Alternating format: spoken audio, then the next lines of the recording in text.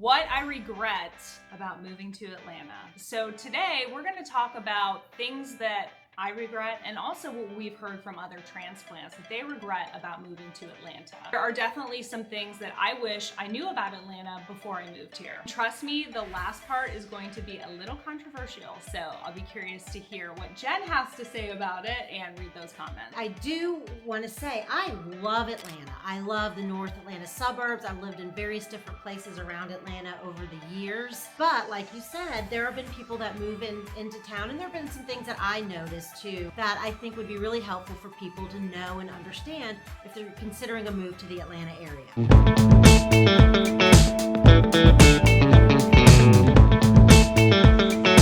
So let's get into it. So the first thing that I regretted about moving to Atlanta is the limited housing options. So particularly in the North Atlanta suburbs, where you're gonna find great schools, relatively low cost of living compared to where we were living in the Northeast, and overall great communities, you're gonna find such a high demand. I wish I would have known that, because the house that I ended up getting had some things that I didn't really want, which I was fine with in the end, but I had to give up more than I thought I would. And I wouldn't have changed my decision to move here, but I think it would have been helpful to know, so I would have been more prepared. That's a really great point, Allison. I think a lot of people have the expectation that they will come here and not have to give up anything or compromise on the things that they want. And so knowing that you maybe should have a list of the things that you are not willing to compromise on, and then some things that you are, so you don't get stuck being disappointed finding a house that you didn't really want. So the next thing that I regret about my move to Atlanta is not fully understanding the cost of living here in Atlanta. So it can be a little deceiving if you look online, and for instance, Algorithm.com has an article about the cost of living in various cities. And in this article, it shows Atlanta, the median household price is $380,000. I'd love to see where you can buy $380,000 like in the northern Atlanta suburbs. Exactly. So to Jen's point, if you're looking to be in a good location, which means different things to different people, but in the spots that have the highest demand, you're going to end up spending at least double that. So just be prepared. The cost of living is higher than you might find in your research. Let's talk a little bit about taxes, because I think taxes in some areas can be pretty shocking. Let's say Roswell, which is in Fulton County, you could be hit 2 times in taxes with Fulton County taxes, and then on top of that be hit with City of Roswell taxes. That has been a really big shock to some people when they go back and they're purchasing their home and the lender pulls up how much the taxes are going to be and adds it to their state. So be sure when you're looking, are you going to be hit with the double taxes or are you not? And then also, as a benefit, you get a homestead exemption here. And that's a pleasant surprise for most people living here. The homestead exemption allows a tax break, and you file it one time and then you receive the exemption for the rest of the time that you're in your house. So I think, Jen, in terms of the homestead exemption, it is important to note that that is for an owner-occupied residency. So if you're an investor, you're not going to receive that tax benefit. What we've seen in a lot of communities is that the county taxes are finally catching up to home values. So because prices have escalated so much over the years, and now the counties are taking those values into consideration, people's tax bills are going up quite a bit, more than you would expect. Yeah, that's a great point, because when you are purchasing your home, the lender is using estimates from the previous year. That's right. So when you actually get your tax bill, it could be significantly higher than what you had expected. So another thing that I regretted about moving to Atlanta is the commute time and the lack of public transportation. So the commute times are a little bit of a mixed bag. If you're doing a general Google search from your work address, your potential home address, let's say it shows a 45-minute commute. Well, if you're out there during rush hour, that commute time can easily double. So it's good for you to be aware of that. When you move here, you get familiar with the patterns, you're going to be able to adapt to that. Going back and talking about public transportation. So there is public transportation, and if you're inside the perimeter or closer to in-town Atlanta, public transportation is great. We have the MARTA system, and you can hop on that. So that's right. And if you're a family moving here from Chicago or New York or some of these cities that have public transportation, you're not used to relying on your car. You may not even have a car. So if you're moving to Atlanta and you're moving anywhere outside of the perimeter, you're going to need a car. The other thing is, let's say you're a family who really really wants to be in town and have that same urban lifestyle that you experience wherever you're moving from, you're gonna have to take into consideration the schools.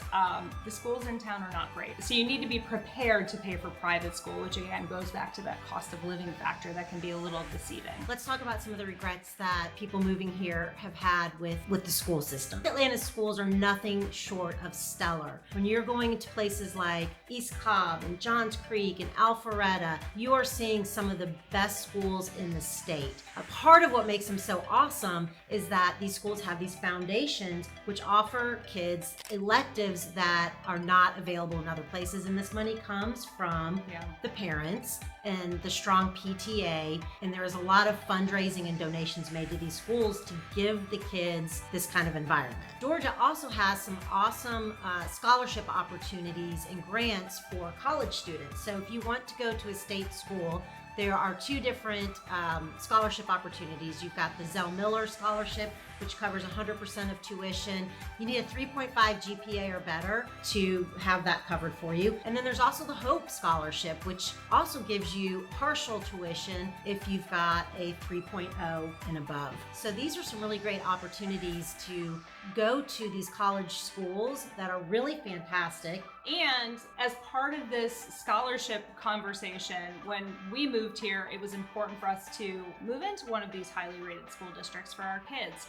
But what we didn't know is that that can be a little bit of a disadvantage for them to get into some of the better public universities in Georgia. Because they're going to these very competitive, highly rated high schools, it makes the competition that much harder. And even though they would otherwise qualify for these scholarships, the schools can only take so many kids. So in some ways, it makes it more difficult if you're planning to stay in state, take advantage of some of these great universities and the scholarship. A lot of times it doesn't happen. So we've talked a lot about families and our experiences living here in Atlanta. I think young professionals and retirees moving to this area may regret it. So let's start off with young professionals. So yes, there is a vibrant job market here. And a lot of these North Atlanta suburbs do have a lot of great amenities, shopping centers, and are really starting to become more modern. However, a lot of them are geared more towards families. So in moving to some of these suburbs, you might feel like it's a little boring and there's not a ton to do. Yeah, that's right. But we also see sometimes, younger people moving into the city to take advantage of these job opportunities. I think it's good for a young professional to really understand where you're moving to and how far away are the things that you like to do, and having a full picture of these areas and being able to simultaneously plan for the future. And I think for retirees, along the same lines, the northern suburbs are a great place to live. A lot of retirees raise their families there.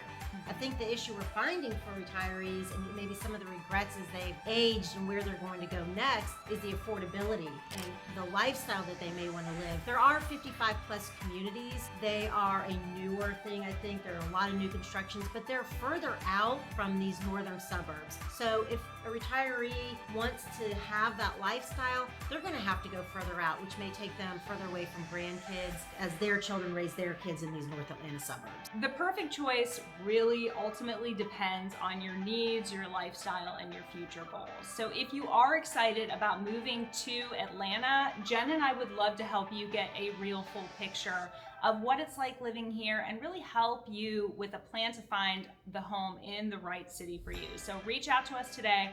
Our number's on the screen. Feel free to call or text. Okay, let's talk about allergies because it's a real thing here. Oh, yes. A lot of people have no idea about the allergies in the South, and particularly in Atlanta. We've got seasonal allergies. The biggest one, though, is probably in the spring for pollen. If you're not aware and you don't take the precautions with different medications that you may need, you can really suffer during these allergy seasons. So the final thing that I regret about moving to Atlanta, which may sound like the opposite reason that a lot of people want to move to Atlanta, is Southern hospitality. So what can sometimes appear to be this sugary sweet front can often over time feel a little bit condescending. And I don't think I really caught that initially when I moved here, and then slowly started to kind of understand that about certain aspects of the Southern culture. Oh, bless your heart, Allison. And of course, this happens is everywhere. I'm not saying that there are not fake people in other parts of the country, but there's just something about, and especially in the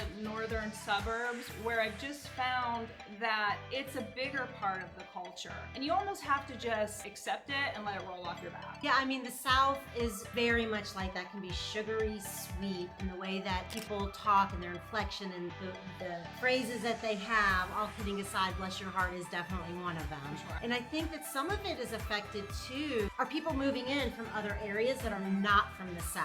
Okay. And maybe don't understand that Southern aspect as much as the people that really were raised in that Southern environment. So I think on top of that, you have some of the affluency coming in, and just the money that comes in with that lifestyle can also contribute to what you're seeing in that Southern That's probably hospitality. But it does take some getting used to, and it is a little different. Yeah, and I think, you know, in the places that I've lived, I'm a little bit more used to just people being rude to your face. And where I'm from in Ohio originally, I think there really is a more genuine hospitality, a true empathetic nature to people in the Midwest. It's just been my experience. And listen, I love living here. Of all the places I've lived, I wouldn't make a different decision. The communities are very welcoming. So if you're thinking about making a move to Atlanta, our number's below. Just reach out, and we're happy to talk you through the areas, what's going to be the best fit for you. We've got a lot of videos on all sorts of different areas in Atlanta, so check those out as well, and we will see you next week. Don't forget to subscribe, hit that bell notification so you don't miss any of our videos.